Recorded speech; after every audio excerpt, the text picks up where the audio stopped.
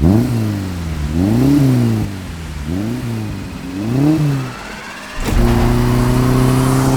que je trouve vraiment de particulier dans la 356 et surtout le coupé A, c'est vraiment les formes rondes typiques des premiers modèles. Celle-ci, elle est de 57, donc on a commencé 51, 52, 53 et vraiment on est sur les phares assez bas, les carreaux encore assez petits. Je suivais un film quand j'étais gamin, une série, moi je regarde jamais la télé, mais par contre il y avait une 356 blanche dans cette série et je regardais la série pour voir passer cette bagnole. Mais la 356, elle marque, je trouve vraiment, par sa modernité et surtout sa convivialité où les gens vous font des pouces sur l'autoroute. La 356, elle ressemble à une Cox et tant mieux parce que c'est l'architecture d'une coccinelle et c'est ce que j'aime en fait dans cette auto, c'est d'être associé à une auto populaire alors qu'elle ne l'est pas vraiment car c'est quand même une Porsche et surtout la facilité à entretenir.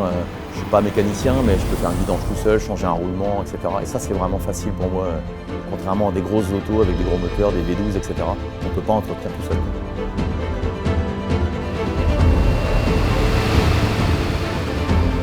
seul. C'est un coupé AT1 et demi, on appelle, qui arrive en 1957, après mars 57, après le numéro de série 100 000, où on garde le même intérieur, les mêmes poignées spécifiques.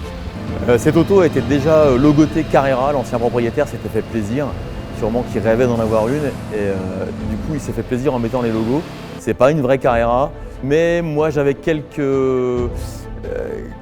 spécificités de Carrera sur l'étagère depuis une vingtaine d'années, notamment les freins en 60 mm avec les écopes, avec les entrées d'air que j'ai mis dessus. J'ai mis les cales de 20 mm à l'arrière comme à l'époque. J'avais un kit de plexiglas que j'ai pu mettre aussi, qui colle aux préparations d'époque. J'ai mis des baquets Speedster aussi, c'est ce qui se faisait avec un kit moquette GT pour avoir une auto un peu conforme à une Carrera, même si ça n'en est pas une. Il ne me reste plus qu'à trouver un moteur, mais ça va se compliquer un peu, je pense. À 15 ans et demi, j'ai commencé avec dérogation parce que l'école est, je le rappelle, obligatoire jusqu'à 16 ans. J'ai commencé la formation de sellerie automobile qui m'est venue parce que je voulais travailler dans le monde de l'automobile, forcément. Mais il y avait plusieurs pistes, la mécanique, la carrosserie et la sellerie que je ne connaissais pas forcément. La carrosserie, on avait testé avec mon frère poncer, peindre des mobylettes et je lui faisais faire à ma place. Vraiment, ça ne me plaisait pas du tout. C'était trop long pour arriver à un résultat final sympa.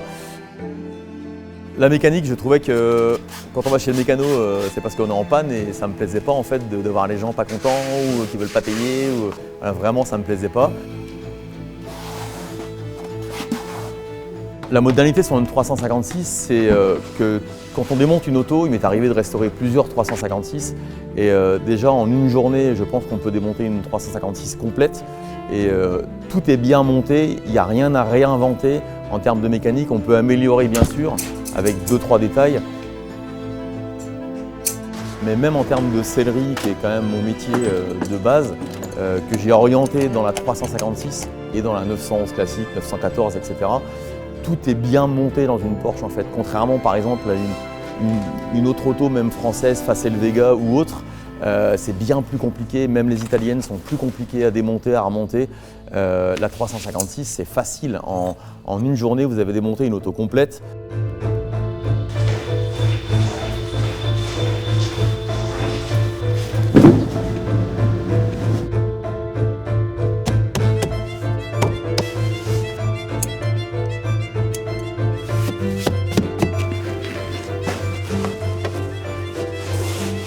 J'ai pu me spécialiser un peu dans ces autos par le biais du bouche à oreille. À force d'en faire une, le copain en a une aussi. Depuis presque maintenant 25 ans, ça fonctionne. Mon épouse, je me souviens, m'avait dit mais tu ne vas pas restaurer les 356 pendant 20 ans, au bout de 10 ans ça va s'arrêter. Ce qui est juste incroyable et ce que je souhaite à tout le monde, c'est de trouver un métier. C'est jamais facile de savoir ce qu'on veut faire quand on a 15 ans. Et aujourd'hui, j'ai 52 ans et jamais je ferai autre chose. J'aime bien l'orienter. J'ai fait d'autres autos que des 356, des projets un peu spéciaux. Le fait d'allier le métier et sa passion, ça c'est vraiment exceptionnel, je trouve, pour moi.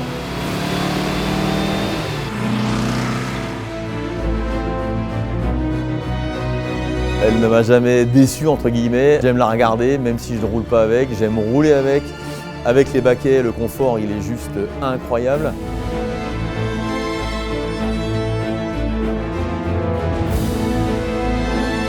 Je reste vraiment fidèle à la 356 pour ça.